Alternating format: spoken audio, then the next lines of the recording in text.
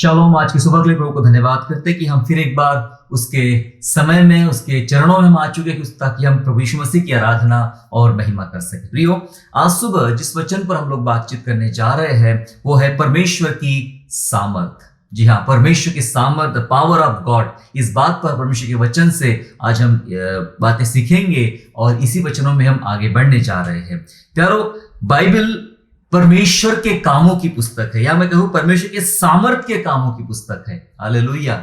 जब हम बाइबल को ध्यान से पढ़ते हैं, नया नियम पुराने नियम को ध्यान से पढ़ते हैं, समझ में आता है कि ये परमेश्वर के सामर्थ के काम पहले दिन से ही, जब हम आप उत्पत्ति के पहले अध्याय को, पहले आरंभिक बातों को पढ़ते हैं तो वही समझ में आता है कि प्रभु ने कितने सामर्थ भरे काम किए हैं। जब हम नए नियम में आते हैं, नए नियम की शुरुआत ही सामर्थी कामों से होती है। जब हम कलीसिया का उगम देखते हैं, कलीसिया की स्थापना देखते हैं, कलीसिया का आगे बढ़ना देखते हैं, तो उसमें भी हम सामर्थ के काम देखते हैं। और आज भी पवित्र आत्मा जिस तरह से काम कर रहा है वो सामर्थ के काम कर रहा है। इसलिए बाइबल जो है वो परमेश्वर के सामर्थ की पुस्तक है। यहां सामर्थ के काम बताए गए हैं।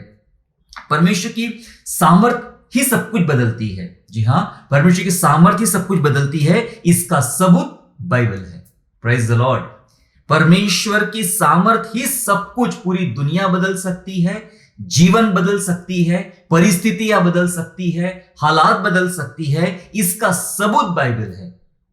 कैसे परमेश्वर ने अपने भक्तों के जीवन में, नबियों के जीवन में, विश्वास करने वालों के जीवन में काम किया और उनके जीवन में ऐसे ऐसे सिचुएशंस को, ऐसे ऐसे हालातों को बदल डाला जिसे बदलना बहुत कठिन और बहुत मुश्किल सा जान पड़ रहा था। सिर्फ उनके जीवन के हालात नहीं, लेकिन हम बाहर की भी हालातों को देखते हैं, पृथ्वी की हालातों को, संसार की हालातों को, कैसा परमेश्वर ने बदल डाला। फिर चाहे समंदर को दो भाग में फाड़ने की बात हो, या खारे पानी को मीठा बनाने की बात हो, यरीहो की दीवार को तोड़ने की बात हो, या 4 दिन के मरे हुए लाजर को जिंदा करने की बातें हो, हम देखते हैं कि परमेश्वर की सामर्थ ही सब कुछ है और उसने सब कुछ बदल दिया। और इसके सबूत के तौर पे हमारे पास परमेश्वर का वचन बाइबल है जो हमें बताता कि प्रभु ने सब कुछ बदल दिया है। सिर्फ इतना नहीं, कलीसिया उसकी सामर्थ का प्रमाण है। कलीसिया जो बन चुकी है, या फिर कलीसिया जो कर रही है, जो बनी है या जो कर रही है, ये कलीसिया जो के अंदर जो कुछ भी हो रहा है ये परमेश्वर की सामर्थ का प्रमाण है। और आप और मेरे द्वारा परमेश्वर अपनी सामर्थ को इस्तेमाल कर रहा है और ये बातें सामने आ रही है। लेकिन क्या आप जानते हैं, असफलता और अज्ञानता का कारण है परमेश्वर की सामर्थ को ना जानना। असफलता और अज्ञानता का कारण है परमेश्वर की सामर्थ को नहीं जानना। जो लोग परमेश्वर की सामर्थ को नहीं जानते हैं वे अपने आत्मिक जीवन में कई प्रकार की असफलताओं से गुजर रहे हैं। जो लोग परमेश्वर की सामर्थ को नहीं जानते हैं वे बहुत प्रकार की अज्ञानता से गुजर रहे हैं और उन्हें यह नहीं पता कि इसमें से बाहर निकलने के रास्ते क्या है, ये समस्याओं को जय प्राप्त करने के रास्ते क्या है, क्या करने से इन समस्याओं पर विजय प्राप्त की जा सकती है। इस कारण बहुत सारे लोग बस बीमारी में थे तो बीमारी में ही पड़े रहे, कर्जे में थे तो कर्जे में ही पड़े रहे, पापों में थे पापों में पड़े रहे, मुश्किलों में थे मुश्किलों में पड़े रहे। वे निकल नहीं पा रहे, वे आजाद नहीं हो पा रहे हैं, या कई बातें उन्हें समझ में नहीं आ रही है। उसका अर्थ यह है कि वे लोग असफल इसलिए हो गए क्योंकि उन्होंने परमेश्वर की सामर्थ को नहीं जाना। एक वचन मेरे साथ निकालेंगे और समझने का और पढ़ने का प्रयास करेंगे। बहुत ही महत्वपूर्ण विषय है मेरे प्यारों। ये मत्ती रचित सुसमाचार अध्याय 22 और वचन 29 को हम लोग ध्यान से पढ़ेंगे। Gospel of Matthew chapter 22 and verse 29, जहाँ इस प्रकार लिखा है, यीशु ने उन्हें उत्तर दिया। किन्हें? दरअसल सदूकी लोग कुछ बहुत ही तुच्छ सा प्रश्न प्रभु यीशु से कर रहे थे, क्योंकि वे लोग पुनरुत्थान को नहीं मानते थे और पुनरुत्थान संबंधित कुछ सवाल वे सदूकी प्रभु यीशु से पूछ रहे थे। तो प्रभु यीशु ने उनको जवाब दिया। यीशु ने उन्हें उत्तर दिया कि तुम पवित्र शास्त्र और परमेश्वर की सामर्थ नहीं जानते। तुम पर पवित्र शास्त्र को और परमेश्वर की सामर्थ को नहीं जानते, इस कारण भूल में पड़े हो। ये सदूकी वो लोग हैं जो बाइबल को जानते थे। ये सदूकी वो लोग हैं जो बाइबल का प्रचार भी करते थे, है ना, और बहुत सारे ज्ञान की बातें इनके पास थी, बहुत सारी कुशलता की बातें इनके पास में थी। लेकिन तकलीफ क्या थी? तकलीफ क्या थी इनके जीवन में? तकलीफ ये थी कि ये पवित्र शास्त्र को प्रॉपर वे में नहीं जानते हैं और परमेश्वर की सामर्थ को नहीं जानते हैं। इस कारण ऐसा तुच्छ सा सवाल वे प्रभु यीशु के सामने रखा उन्होंने, और वे इस सामर्थ को नहीं जानते, इस कारण मुश्किलें पड़े। हम आज देखते हैं मेरे प्यारों, कई सारे लोगों के जीवन में, कई सारे परिवारों के जीवन में यही वाली समस्या है। वे परमेश्वर के पास बहुत ही तुच्छ प्रकार के सवाल लेकर आते हैं। वे परमेश्वर के पास बहुत ही विचित्र प्रकार की शिकायतें लेकर आते हैं। बहुत सारी बातें उनके दिमाग में, मन में चलती रहती है, और उसी कारण वे लोग अज्ञानता की तरफ बढ़ रहे हैं। उसी कारण वे लोग असफलताओं की तरफ बढ़ रहे हैं, क्योंकि उन्हें पता नहीं। कई बार वे उसी के पास बैठे हैं, वही सामर्थ के पास बैठे हैं, वही शक्तिशाली प्रभु के पास बैठे हैं, लेकिन उसकी शक्ति को नहीं समझ पा रहे, उसके कामों को नहीं समझ पा रहे। या दूसरी भाषा में बता दूं मैं कि व्यक्ति कुएं के पास ही बैठा है, फिर भी प्यास के मारे तड़प रहा है। उसे ये नहीं पता कि पानी कहां मिलेगा, जबकि वो खुद कुएं के पास बैठा हुआ है। यही वजह है मसीहों के जीवन में भी कि वे परमेश्वर की सामर्थ को नहीं जानते हैं और पवित्र शास्त्र की मुख्य बातों को नहीं जानते हैं। इस कारण वे लोग अंधकार में पड़े हैं या वे लोग भूल में पड़े हैं, उन्हें समझ में कुछ नहीं आ रहा है। भले वो कहने के लिए मसीह है, कहने के लिए बाइबल के जानकार है, 20 साल से विश्वासी है, 30 साल से विश्वासी है, लेकिन परमेश्वर की सामर्थ को नहीं जान रहे हैं, पवित्र शास्त्र को नहीं जान रहे, इस कारण भूल में है।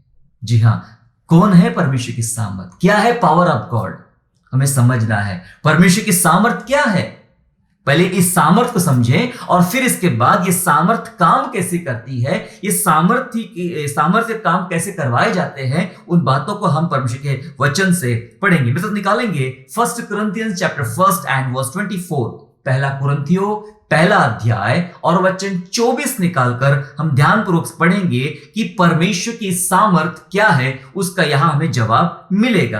पहला कुरिन्थियों में, जी हाँ, वहां लिखा है, परंतु जो बुलाए हुए हैं, क्या यहूदी क्या यूनानी, उनके निकट मसीह परमेश्वर की सामर्थ और परमेश्वर का ज्ञान है। हालेलुया। सामर्थ क्या है परमेश्वर की? या जवाब दिया है, या जवाब दिया है उनके निकट मसीह।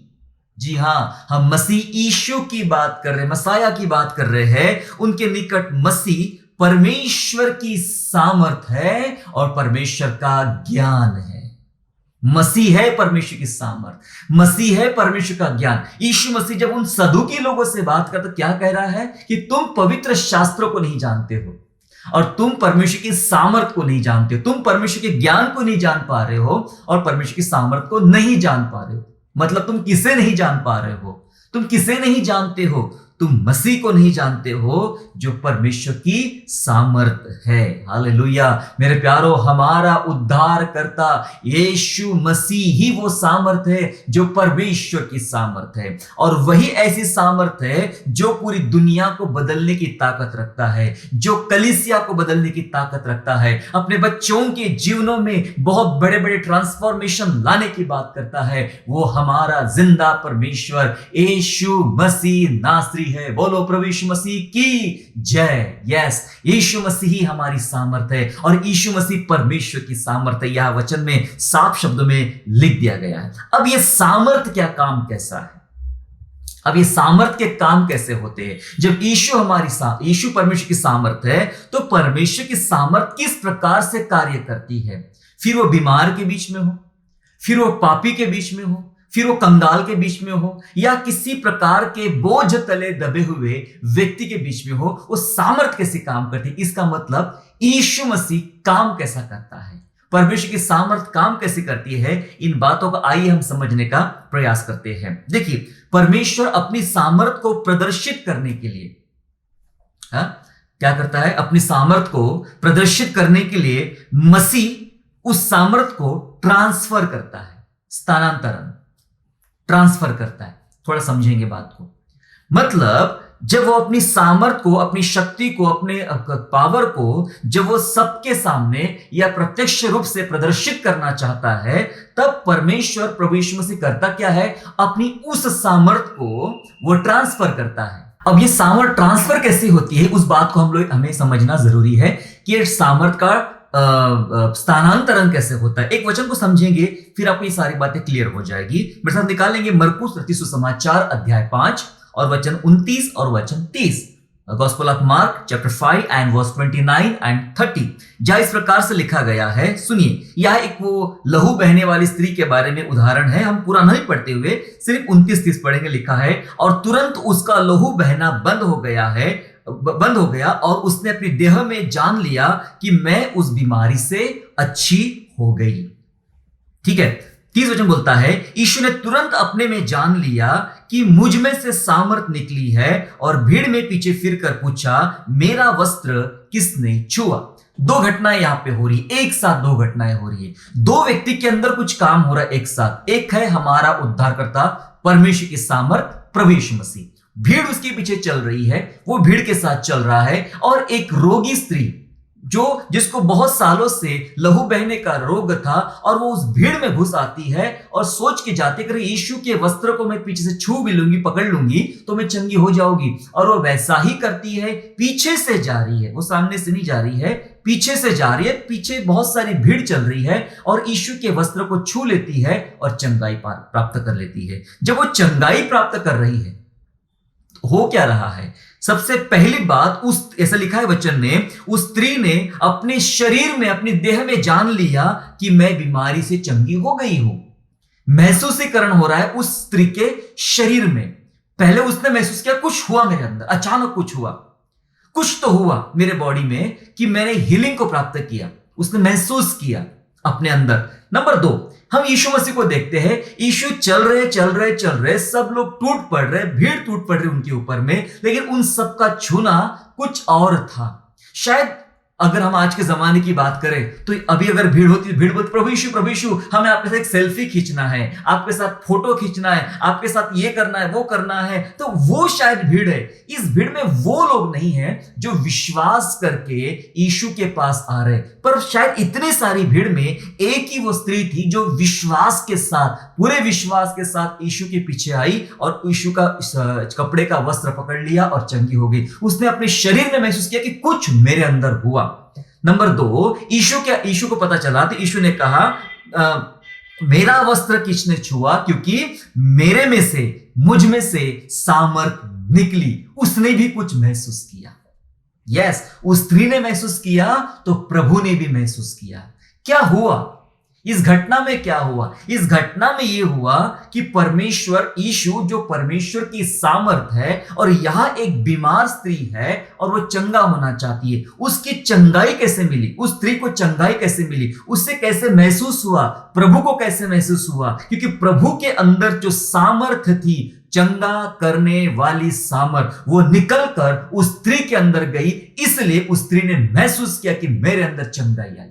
हालेलुया। मेरे प्यारो, आपके अंदर, मेरे अंदर जो चंगाई होती है या जो चमत्कार के बड़े काम होते हैं, वो होते कैसे हैं? दरअसल यीशु में से वो सामर्थ निकलकर आपके पास आती है। एक ट्रांसफर हो रहा है, स्थानांतरण हो रहा है। एक उस सामर्थ का यीशु से निकलकर, मैं कहना चाहता हूं, उस बड़ी सामर्थ में से, उस सामर्थ का एक छोटा हिस्सा, एक छोटा कण निकलकर वो आपके अंदर प्रवेश कर रहा है। उस स्त्री ने तुरंत महसूस किया कि कुछ मेरे अंदर हुआ और मैं ठीक हो गई, मैं चंगी हो गई हूं। तो सामर्थ, परमेश्वर की सामर्थ ट्रांसफर होती है, ट्रांसफर की जाती है, स्थानांतरण उसका किया जाता है मेरे प्यारो। तब उस स्त्री ने चंगाई प्राप्त किया। जब यीशु मसीह अपनी सामर्थ देता है तो खुद भी महसूस करता है कि मेरे अंदर से निकल रही है।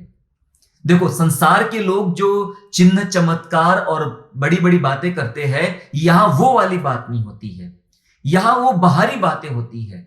देखो, जो मजा, मतलब जो बात, पाउडर लगाना, चेहरे में हम पाउडर लगाते हैं और चमकदार दिखते हैं, सुंदर दिखते हैं, खुशबू आती है, पर वो थोड़े समय के लिए रहता है। वो सुंदरता थोड़े समय के लिए होती है। लेकिन परमेश्वर की सामर्थ कैसी होती है? परमेश्वर सामर्थ मेडिसिन के समान है, पाउडर के समान नहीं है। चेहरे पे लगाने वाले पाउडर के समान है जो बाहर से लगाया जाता है। परमेश्वर की सामर्थ एक मेडिसिन के समान है जो पेट में डाली जाती है और पेट में उसका असर होता है और अंदर से पूर्ण हीलिंग ले आता है।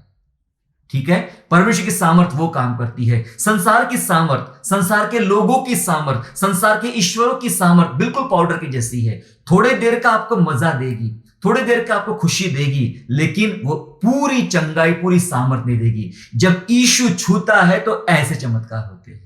यीशु की सामर्थ से काम होते तो ऐसे, वो थोड़े समय के लिए नहीं होते हैं, तात्पुरते के समय के लिए नहीं होते हैं।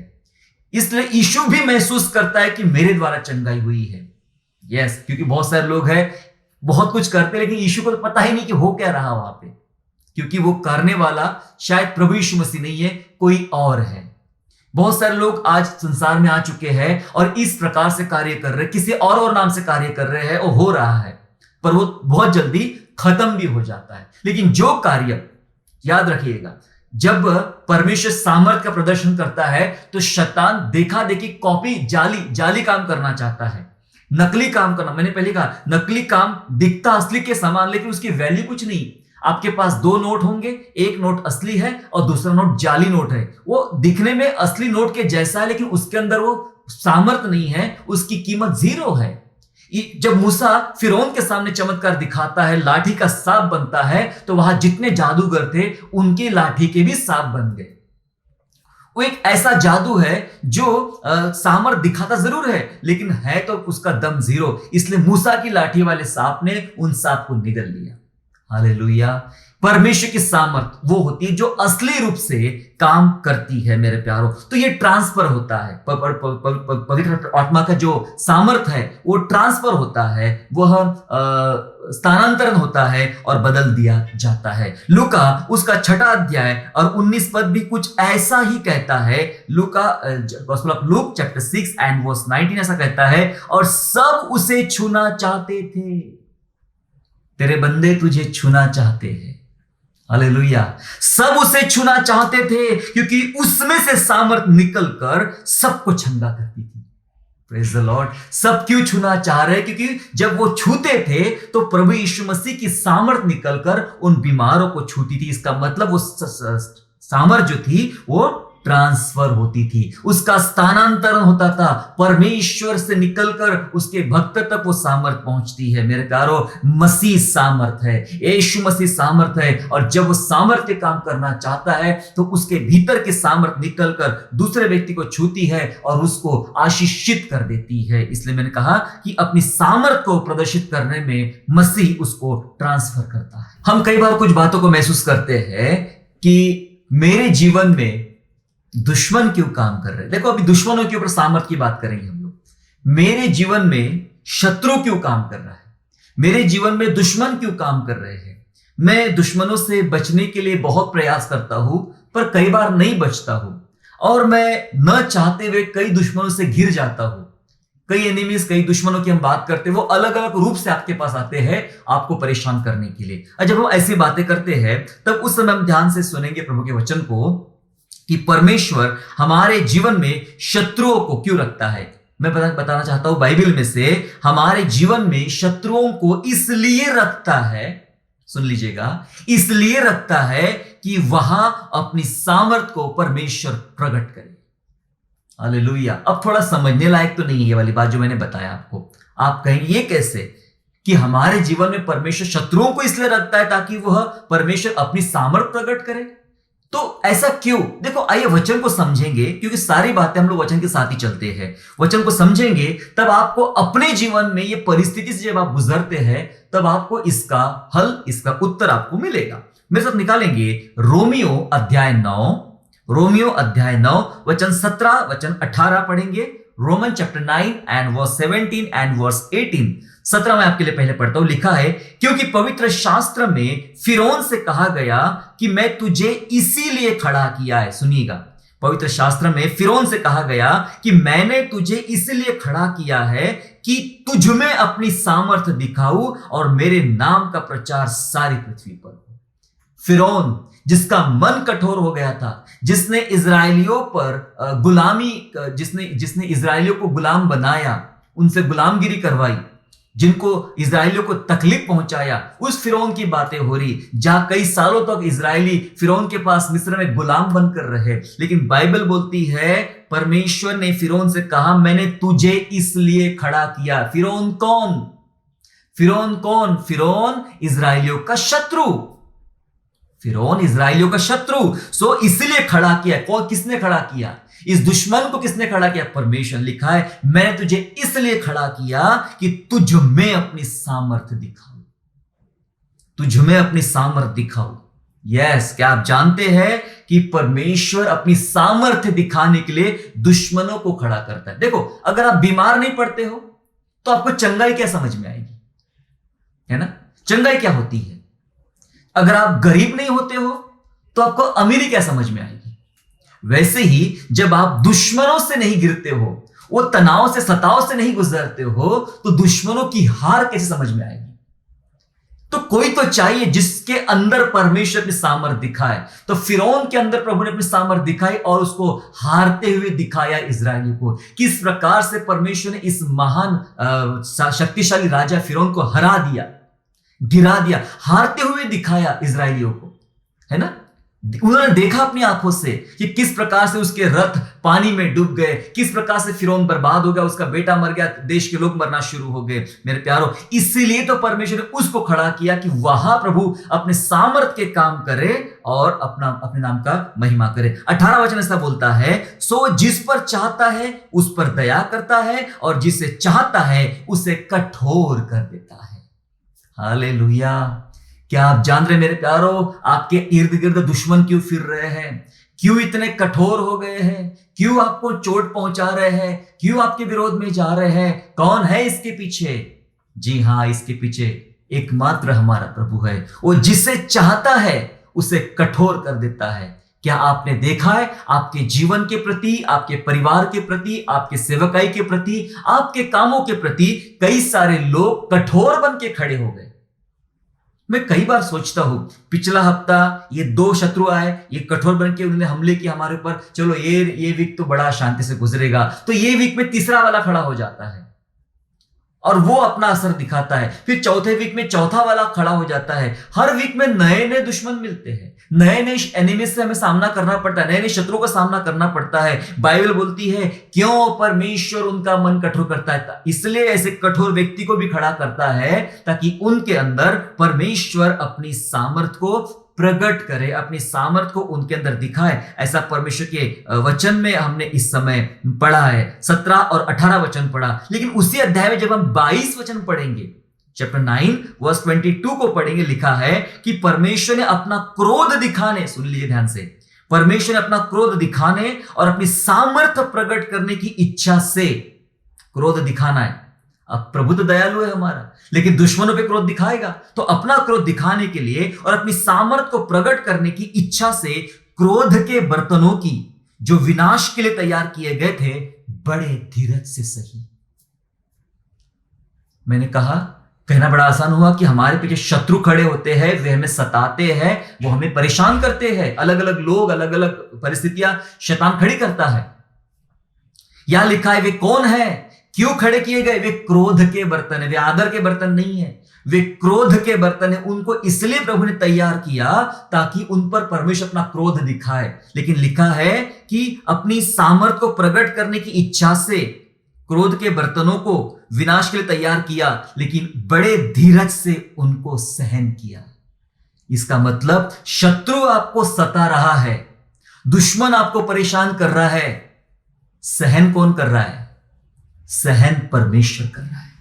उसने अलाउ किया, होने दिया ऐसा कि वो दुश्मन, वो बैरी आए और आपको सताए, वो सह रहा है। जब वो आपको चोट पहुंचा रहा है, जब शत्रु, जब शैतान अय्यूब को चोट पहुंचा रहा था, उसे बीमार कर रहा था, उसे कंगाल कर रहा था, उसे बर्बाद कर रहा था, वो चोट तो उसको पड़ रही थी अय्यूब को, लेकिन परेशान कौन हो रहा था? सहन कौन कर रहा था? सहन परमेश्वर कर रहा था। वचन कहता है, इसलिए विनाश के बर्तनों को उसने खड़ा किया और सहन भी किया ताकि अपने सामर्थ्य के काम प्रकट करे। जब उनको हराएगा, जब उनको गिराएगा, जब उनका सत्यानाश कर देगा परमेश्वर, तब अपने सामर्थ्य के काम प्रकट होंगे, उसके सामर्थ्य काम प्रकट होंगे और धर्मी धन्यवाद देंगे, जय जयकार के नारे लगाएंगे। इसलिए प्रभु सहन करता है। इतने सालों तक परमेश्वर ने फिरौन को सहन किया। वो खुश नहीं था जब इजरायलियों पर हमले किए जा रहे थे, इजरायलियों पर दबाव था, इजरायली गुलाम बने थे, तो परमेश्वर खुश नहीं था, वो तो सहन कर रहा था। इस विनाश के बर्तन को वो सहन कर रहा था। क्या आप जानते हैं हमारे दुश्मनों को परमेश्वर सहन कर रहा है, सहन कर रहा है। विनाश के बर्तनों का से लिखा है वो सहन करता है। अपनी सामर्थ दिखाना चाहता परमेश्वर, ये सामर्थ है परमेश्वर की, इसलिए वो कई बार दुश्मनों को जिंदा भी रखता है, उन्हें फलने फूलने भी देता है, उन्हें कई बार आशीषित होने भी देता है और उसके बाद गिराता है। नबूकदनेस्सर को बढ़ने दिया, बहुत ऊंचा राजा बनाया, बहुत महान राजा बनाया और ऊपर चढ़ा के गिरा दिया, सीधा जानवर बना डाला। अपने सामर्थ के काम प्रकट करने के लिए परमेश्वर ने नबूकदनेस्सर को भी बहुत ऊंचा होने दिया। और इस बात को शैतान, दुष्ट बहुत अच्छे से जानता है कि मेरी उसकी सामर्थ्य के सामने कुछ चलती नहीं है। तो करता क्या है शैतान? शैतान करता है फिर चापलूसी। पढ़ेंगे वचन, आए भजन संहिता निकाल लेंगे। भजन संहिता 66, भजन संहिता 66 और वचन 3। भजन संहिता 66 और साम 66 एंड वर्स 3 जहां ऐसा लिखा है, सुनो, परमेश्वर से कहो कि तेरे काम क्या ही भयानक है। सुन लीजिएगा, बहुत मजेदार वचन है। परमेश्वर से कहो कि तेरे काम क्या ही भयानक है, तेरी महासामर्थ के कारण, तेरी महासामर्थ के कारण तेरे शत्रु तेरी चापलूसी करेंगे। Praise the Lord. क्या अद्भुत वचन है ना। यह लिखा है तेरे महासामर्थ के कारण। क्या सामर्थ्य हमारा प्रभु है। जब वो काम करता है सामर्थ्य के, तो उसके आगे कोई नहीं टिक सकता, कोई नहीं खड़ा हो सकता। लिखा है तेरी महासामर्थ के कारण तेरे शत्रु तेरी चापलूसी करेंगे। उन्हें पर लगता था अरे बाबा अभी अपनी दाल नहीं गलने वाली, अपना कुछ चलने वाला नहीं है, तो चापलूसी करेंगे। दुश्मन भी जब उससे ऐसा लगता है कि अब मैं इसके सामने खड़ा नहीं रह सकता हूं, तो वो आपके सामने आएंगे और आपकी चापलूसी करेंगे। सावधान, सतर्क हो जाइए। हर दूसरा आदमी जो आपके पास आके आप पे तलवे चाटने की बात करता है, जो आपकी सिफारिश करने की बात करता है, जो आपके पास आके आपकी अच्छी बातें करता है, आपको चढ़ाने की बात करता है, सावधान, कहीं ये चापलूसी तो नहीं कर रहा है, क्योंकि ये डर गया है, क्योंकि परमेश्वर की महान सामर्थ्य काम अब देखने वाला है। बी केयरफुल मेरे प्यारो। स्पेशली उन लोगों से सावधान रहे जो आपको बहुत अच्छा कहते हैं। वो कहते हैं भाई आप तो बहुत ही अच्छे हो, है ना। मुझे कहने वाले बहुत लोग हैं, पास्टर आप तो बहुत अच्छा प्रचार करते हो, आप तो बहुत अच्छे हो, आप तो ऐसा है, आप तो वैसा है, ये है वो है। जो आपको इतना अच्छा कहते हैं ना, उनसे बहुत सावधान रहना, क्योंकि यही वो लोग हो सकते हैं जो आपको तुरंत गिरा देंगे, है ना। क्योंकि चापलूसी करने आएंगे लोग। शत्रु डर जाता है कि इस महासामर्थ के काम के सामने मेरी सामर्थ तो कुछ काम की नहीं, वो सिर्फ हाथ पांव जोड़ेगा, मदद मांगेगा, चापलूसी करेगा। इसलिए परमेश्वर शत्रु को गिराता है और उसमें अपनी सामर्थ प्रकट करने के लिए ऐसे दुश्मनों को कई बार वो रखता है। ये विनाश के बर्तन, ये क्रोध के बर्तन हैं, इनको परमेश्वर कई बार रखता है ना। हालेलुया मेरे प्यारो, ये परमेश्वर की सामर्थ है और वो सामर्थ परमेश्वर आपके जीवनों में काम करना चाहती है। जब प्रभु की सामर्थ आपके पास रहेगी तो शैतान दुम दबा के भागेगा। तब शैतान चापलूसी करने से भी डरेगा आपसे कि भाई देखो मैं क्या करूं, उससे उसके सारे कामों को खत्म करना पड़ेगा। मेरे प्यारो, ये होती है परमेश्वर की सामर्थ। तीसरी बात पढ़ के हम जल्दी समाप्त करेंगे कि ये सामर्थ कैसे काम करती है। हमने पहले बात देखा कि प्रभु अपनी सामर्थ को प्रदर्शित करने के लिए उसे स्थानांतरण करता है, ट्रांसफर करता है, अपने में से उस भक्त के जीवन में डालता है। आप और मैं जिन लोगों ने चंगाइयां पाई है, जिन्होंने प्रभु की आशीष पाई है, इसका मतलब प्रभु के में से सामर्थ निकलकर उसके सामर्थ के अंश आप तक पहुंचे हैं, तभी आपके अंदर चमत्कार हुए। किसी व्यक्ति के द्वारा आप चमत्कार आपने नहीं पाया, किसी पास्टर के द्वारा आपने चंगाई नहीं पाई, किसी प्रॉफिट के द्वारा आपने आशीष नहीं पाई। अगर आप आशीष पाते हो तो यीशु मसीह की वजह से पाते हो। वो सामर्थ निकलकर आपके पास पहुंचती है। Praise the Lord. हमने दूसरी बात देखा कि परमेश्वर हमारे जीवन में शत्रुओं को इसलिए रखता है कि अपनी सामर्थ्य प्रकट करे। जी हाँ, अपनी सामर्थ प्रकट करे। और तीसरी आखिरी बात हम समझ जाएंगे कि ये जो सामर्थ है, दरअसल ये सामर्थ इतनी सामर्थ्य है कि ये कलीसिया की एक व्यक्तिगत सामर्थ बन जाती है। जी हां, ये कलीसिया की सामर्थ है। मसीह यीशु कलीसिया की सामर्थ है। कैसे कैसे वो कलीसिया की सामर्थ बनता है, आइए उस बात को हम लोग समझेंगे। मेरे साथ निकालेंगे दूसरा कुरिन्थियों अध्याय 4 और वचन 7, 2 Corinthians chapter 4 and verse 7, जहां ऐसा लिखा गया है, परंतु हमारे पास यह धन मिट्टी के बर्तनों में रखा है कि यह असीम सामर्थ हमारी ओर से नहीं वरन परमेश्वर की ओर से ठहरे। ये धन, ये ज्ञान का धन, ये ज्ञान की बातें, ये मिट्टी का बर्तन यानी शरीर जिसमें रखा है, ये हमारी तरफ से नहीं है। ये असीम सामर्थ परमेश्वर की ओर से है। इसका मतलब परमेश्वर ने आपके अंदर, कलीसिया के अंदर कुछ ऐसे बातें डाली है, ऐसी ज्ञान की बातें डाली है, और वो सामर्थ की बातें प्रभु की तरफ से है, आपकी तरफ से नहीं। पौलुस हमेशा कहता है कि मेरे प्रचार में लुभावने वाली ज्ञान की बातें नहीं है, मेरे प्रचार में परमेश्वर के सामर्थ की बातें हैं, ऐसा पौलुस ने कहा। इसलिए आपका विश्वास मनुष्य के ज्ञान पर नहीं लेकिन परमेश्वर की सामर्थ पर हो, ऐसा कुरिन्थियों में कहता है।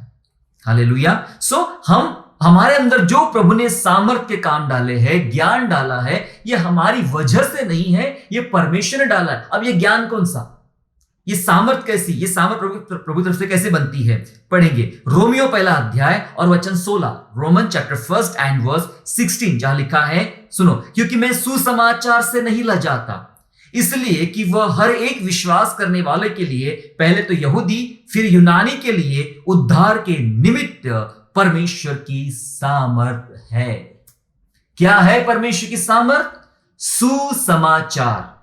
सुसमाचार परमेश्वर की सामर्थ है। हमने पहले पढ़ा कुरिन्थियों 4 में कि मिट्टी के बर्तनों में वो सामर्थ है, वहां जो ज्ञान की आत्मा रखी है वो प्रभु की तरफ से है। और अब पढ़ रहे यहां पर कि सुसमाचार परमेश्वर की सामर्थ है, लिखा है वचन में, है ना। इसका मतलब आपके भीतर प्रभु ने क्या डाला जिसके द्वारा आपका उद्धार हुआ? क्या था? सुसमाचार, गुड न्यूज। यीशु मसीह के वचन का सुसमाचार हमारे अंदर डाला गया और उसकी वजह से हम आशीषित हुए, उस वजह से हम बचा लिए गए। अब लिखा है कि सुसमाचार वो ताकत है। और फिर पहला कुरिन्थियों पहला अध्याय और उसका 18 वचन, 1 Corinthians chapter 1 and verse 18 ऐसा कहता है, क्योंकि क्रूस की कथा नाश होने वालों के निकट मूर्खता है, परंतु हम उद्धार पाने वालों के निकट परमेश्वर की सामर्थ है। क्रूस की कथा माने सुसमाचार, यीशु की मृत्यु का सुसमाचार, वो हमारे लिए परमेश्वर की सामर्थ है। रोमन कहता है सुसमाचार परमेश्वर की सामर्थ है, और कुरिन्थियों कहता है यही धन हमारे अंदर रखा है और ये परमेश्वर की सामर्थ है। इसका मतलब मैं बताना चाहता हूं कि ये सुसमाचार जो है ये परमेश्वर की सामर्थ है, और इस सामर्थ को परमेश्वर ने कलीसिया के भीतर रखा है। अब कलीसिया ने क्या करना है? कलीसिया ने उस सामर्थ को, प्रभु यीशु का तरीका अपनाना है। प्रभु यीशु मसीह जब लोगों को हील करता था, चंगा करता था, तो उसके में से सामर्थ निकलकर सामने वाले को स्पर्श करती थी और तब वो चंगा होता था। यस। अब आपके अंदर कौन सामर्थ है? हमारे अंदर, कलीसिया के अंदर सुसमाचार की सामर्थ है। अब यह सुसमाचार की सामर्थ को स्थानांतरण करना है, आप में से निकालकर उस अशुद्ध, उस पापी या उस तरस भरे या फिर उसको जो प्यासा है, जरूरतमंद है, उस तक वो सुसमाचार को जब आप देते हो तो आप अपने में से सामर्थ निकालकर उसको देते हो, तब उसका उद्धार होगा। ये सामर्थ है। आओ इस सामर्थ को बांटना शुरू करें। ये सामर्थ बांटने से भी कम नहीं होगी। यह है वो परमेश्वर की सामर्थ, सुसमाचार सामर्थ है। जब तक कलीसिया के पास सुसमाचार है तब तक कलीसिया जिंदा है, और अगर कलीसिया का सुसमाचार की सामर्थ खत्म हो गई तो कलीसिया भी खत्म हो गई।